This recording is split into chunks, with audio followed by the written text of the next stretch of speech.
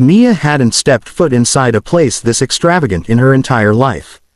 The moment she crossed the threshold, she felt as if she were trespassing on the lifestyle of people who lived on magazine covers.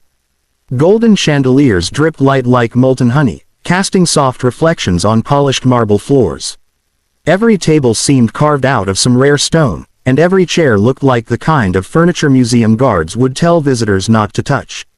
She tugged at the sleeve of her second-hand cardigan, wishing she'd ignored Tara's relentless insistence to just go and have fun for once.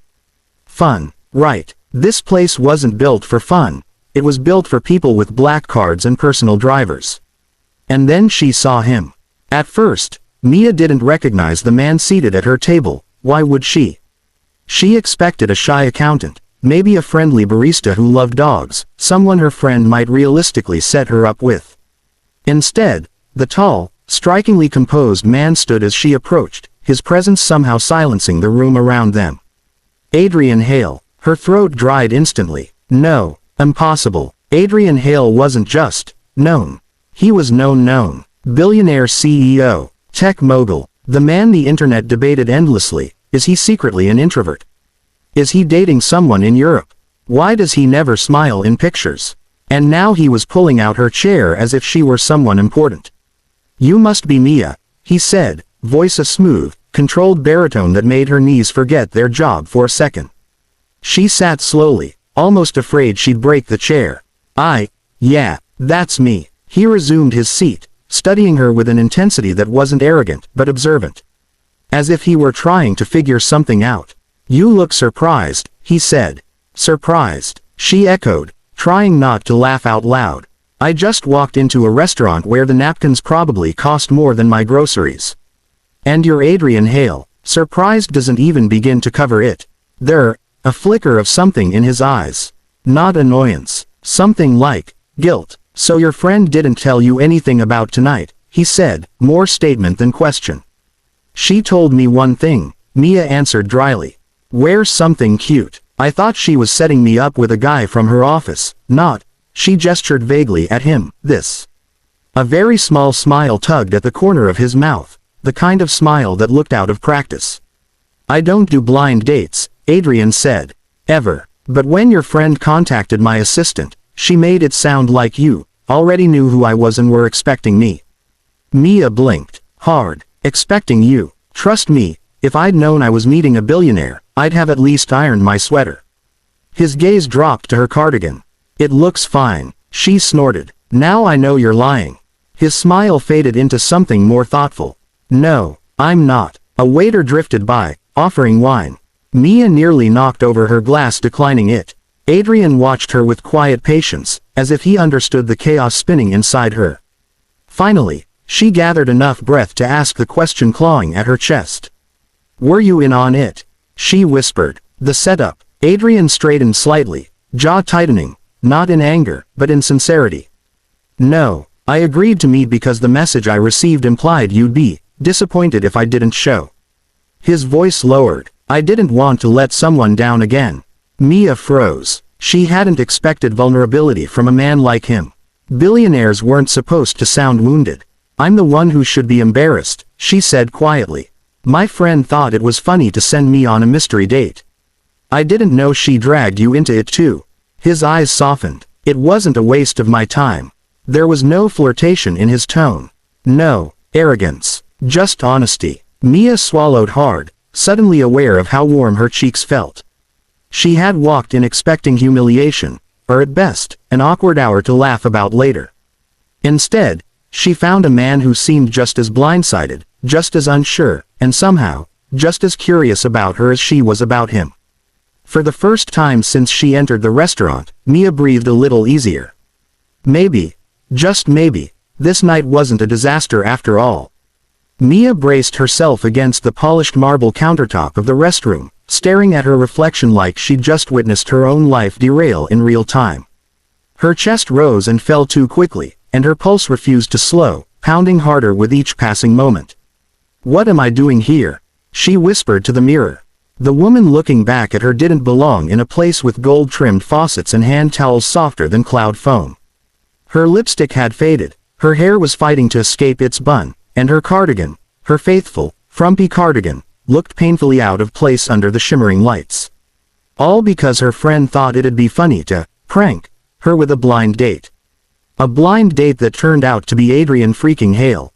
Mia splashed cold water on her hands, pressing them to her cheeks in a desperate attempt to ground herself. But nothing could wash away the fact that she was sitting across from a man whose watch probably cost more than she earned in a year. "It's fine," she muttered. "You'll go back out, say sorry for wasting his time, and leave with dignity." Her heart sank at the last word. Dignity usually ran away from her the moment she needed it. She took one more breath, straightened her posture, and walked back to the table, bracing herself for the awkwardness waiting on the other side. But she didn't expect that. Adrian stood up the second she approached. Not casually, not out of politeness, fully, intentionally, like she mattered. "You okay?" he asked, and the way his voice softened made her chest tighten. "I'm fine," she lied. "Just recalibrating." He nodded once, then slid his phone toward her like he was offering evidence in a courtroom. "You should see this." Mia glanced down, and nearly choked. A thread of messages scrolled across the screen. Tara's name at the top. And the text, "Oh God." Tara had written things Mia would never say in her entire life. About her longtime admiration for Adrian. About how she'd dreamed of meeting him. About how she would be heartbroken if he canceled. Her stomach plummeted to the floor. "I swear," Mia breathed, horrified, "I had no idea she wrote any of that." "I know," Adrian said immediately. She blinked at him. "You believe me, just like that?" "Yes." His gaze didn't waver. "You're not the kind of person who lies to get a date." A painful laugh escaped her. "You got all that from 5 minutes of conversation." "No." His voice gentled. "I got it from how relieved you looked when you realized you could leave if you wanted to." Mia's throat tightened. She wasn't used to being seen, really seen. Their meals arrived then, plates arranged with artistic precision. Steak glazed in wine reduction, vegetables carved into perfect spirals. Mia froze. There were at least 4 forks in front of her. Why were there that many? Who on earth needed that many? She lifted the wrong utensil twice. Her hands shook. Her ears burned. Before she could panic any further, Adrian subtly adjusted his grip on his own silverware, mirroring the one she accidentally held. As if silently telling her, "It's okay. I'm with you." No judgment. No amusement at her expense.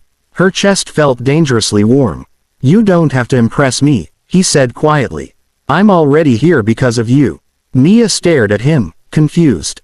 "But why? You could have left the moment you realized it was a prank." His gaze turned complicated, sincere in a way that unsettled her. "Because people don't talk to me the way you do. They treat me like a title. Money. Influence. A walking opportunity." He leaned back, studying her. "You're the first person in a long time who looked at me like I'm just Adrian." Her heartbeat stumbled. She wasn't prepared for the vulnerability beneath his guarded exterior. She expected arrogance, maybe irritation. Not this. Not a man who looked like he'd been starved of authenticity for years. Mia exhaled slowly, all the tension she'd carried since the bathroom chipping away piece by piece. This date wasn't going at all how she imagined. It was going infinitely better, and far more dangerously, than she ever expected. The cold night air wrapped around Mia the moment she stepped out of the restaurant, crisp enough to sting her cheeks, sharp enough to remind her she was returning to reality after an evening that hadn't felt real at all. She pulled her cardigan tighter around her, though it did almost nothing against the chill. Adrian followed her outside, and just his presence seemed to soften the intimidating facade of the restaurant behind them. The golden glow spilling from the windows brushed his profile, making him look less like a billionaire and more like a man caught between worlds, one foot in luxury, the other uncertainly hovering near hers. "Do you need a ride home?"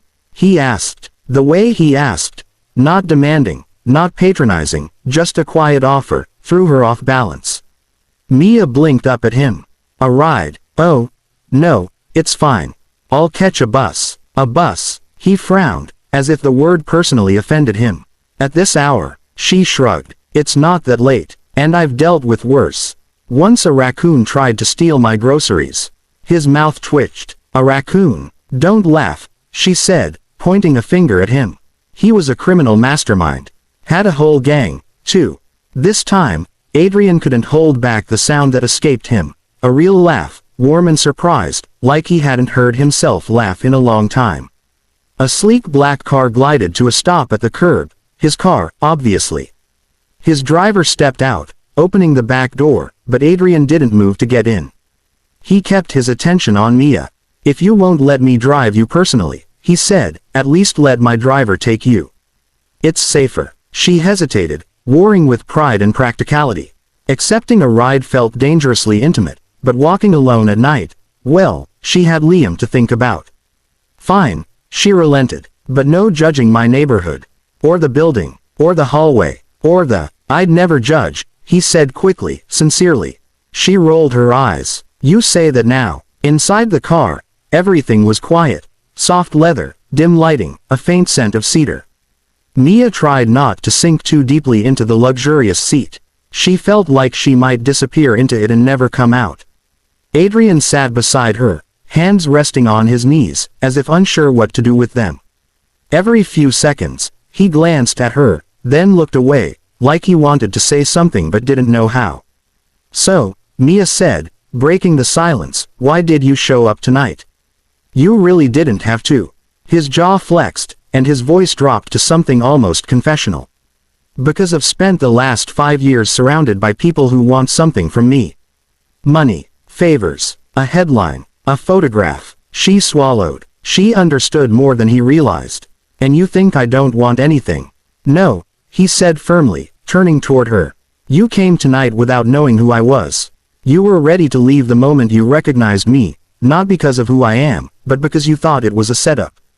That tells me more than you think." Mia looked down at her hands, twisting the hem of her cardigan. "I'm not used to people noticing things about me. Then they're not looking closely enough." Her breath hitched. The city blurred past outside the window. Streetlights, small shops, families heading home, the quiet hum of ordinary life. The farther they drove, the more the pristine skyscrapers faded into older brick buildings and narrow streets. Mia watched Adrian's expression closely. Surprise flickered across his features, yes, but not disdain. Not pity. Just curiosity, soft and sincere. When the car finally stopped in front of her building, a tired, chipped brick walk-up with a flickering porch light, Mia braced herself for his reaction. He stared at the building for a moment, then turned to her. "Do you feel safe here?" She blinked. Mostly. The flickering light adds character." His lips curved slightly. "Character, right." She unbuckled herself. "Well, this is me." Adrian took a breath, steadying himself. "Mia, would you consider seeing me again?" She froze halfway out of her seat. "See you again? As in, another date?" "As in," he said softly, "something without pranks. Without misunderstandings. Without anyone pushing you into it. Just us. If you want." Her pulse stuttered. She thought of Liam, of bills, of exhaustion, of years of doing everything alone. And yet, she didn't want to say no.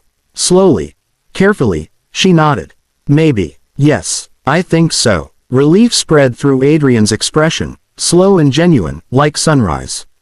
"Good," he murmured. "I'd like that." As Mia stepped out of the car, she felt him watching her, almost protectively, almost wonderingly, like he still couldn't believe she was real. And for the first time that night, Mia walked into her building with something unexpected fluttering in her chest. Hope. By the time Mia reached her apartment door, her nerves had twisted into something tight and fluttery. She'd expected Adrian to leave once she stepped out of the car, but instead he followed at a respectful distance, hands tucked into his coat pockets like he wasn't sure if he was welcome but hoped he might be. "You don't have to walk me all the way up," she whispered, feeling the uneven hallway light flicker dramatically above them, like a bad horror movie. "I know," he said softly. "But I want to." Her heart stuttered. Want. That word felt far too dangerous coming from him. They reached her door just as it opened from the inside. Liam stood there in his dinosaur pajamas, one sock missing, hair sticking up in chaotic spikes, and clutching a half-finished Lego spaceship like he was guarding national treasure. His eyes widened at the sight of Adrian. "Whoa, you're huge." Mia slapped a hand over her face. "Liam." But Adrian didn't look offended. In fact, he blinked, taken aback, before a slow smile tugged at his mouth. Real, boyish, and utterly disarming. Thank you, he said. Liam stepped closer, narrowing his eyes with the intensity of a 7-year-old interrogator. Do you build stuff? Adrian hesitated. I build companies. The boy stared blankly. But do you build spaceships? Adrian blinked again, caught between confusion and amusement. Not yet. You can help me, Liam declared, grabbing Adrian's hand like he'd known him for years. Come on. Mia nearly choked. Liam, he's busy. It's okay, Adrian said immediately, letting the boy tug him across the doorway and into the small living room. He crouched beside the tiny table, the knees of his immaculate suit brushing the worn carpet, and picked up a stray Lego piece. This goes here, Liam announced, pointing at a missing section. Adrian examined the model with a seriousness that surprised her, rotating it carefully before attaching the piece. With gentle precision. There, he said, structural reinforcement added. Liam's entire face lit up. Cool. Mia leaned against the doorframe, watching the most unreal scene unfold. The billionaire tech mogul kneeling on the floor of her tiny apartment, helping her son build a spaceship like it was the most natural thing in the world. Something inside her chest softened, melted, then ached. Adrian stood a moment later, smoothing the crease in his jacket, but his gaze remained fixed on Liam with unexpected warmth. Thank you for letting me help with your spacecraft, he said. You gotta come back tomorrow, Liam informed him confidently. We're putting the engines on. A tiny flicker of surprise, and something like hope, passed through Adrian's eyes. I'd like that. Mia's breath caught. When she ushered Liam back inside to watch cartoons before bed, she stepped into the hallway with Adrian, closing the door behind her. You didn't have to do that, she whispered. I know. His voice was low, gentle. I wanted to. She exhaled shakily. She wasn't used to kindness without strings attached. Not from men. Not since Liam's father left, and definitely not from someone like Adrian Hale. Mia, he said, stepping closer without pushing her back, I understand tonight was complicated. Unexpected. For both of us. That's an understatement, she muttered. A small, amused huff escaped him. But I meant what I said. I'd like to see where this goes. Slowly. At your pace. On your terms. Her heartbeat quickened. I'm not an easy person to date. My life is messy. I work late. I have Liam. I barely sleep. I don't have time for complicated games. I'm not offering games, Adrian said softly. I'm offering time, effort, understanding. Mia looked up at him. Really looked. The man everyone painted as cold and unreachable suddenly seemed painfully human. Uncertain, hopeful, almost vulnerable. You barely know me, she said. I know enough, he replied. And I'd like to know more. Silence stretched between them, warm and fragile. My life isn't glamorous, she warned. Neither is mine, he said, surprising her. It only looks that way from the outside. Her breath trembled. I don't want you feeling sorry for me. I don't. His gaze softened. I admire you. The words struck her harder than she expected. She swallowed, forcing air back into her lungs. Then, quietly, cautiously, she nodded. Okay, we can try. Adrian's shoulders relaxed, just barely, but the shift was unmistakable. He looked relieved, maybe even grateful. He stepped backward toward the stairwell, giving her space, not overstepping. Good night, Mia. Good night, Adrian. He paused at the end of the hallway, glanced back once, like he needed to confirm she hadn't vanished, and then disappeared down the stairs. Mia stepped inside her apartment, leaning against the closed door, heart racing. This wasn't supposed to happen. Tara's prank was supposed to ruin her night. Instead, it might have opened the door to something she never allowed herself to hope for. Something real.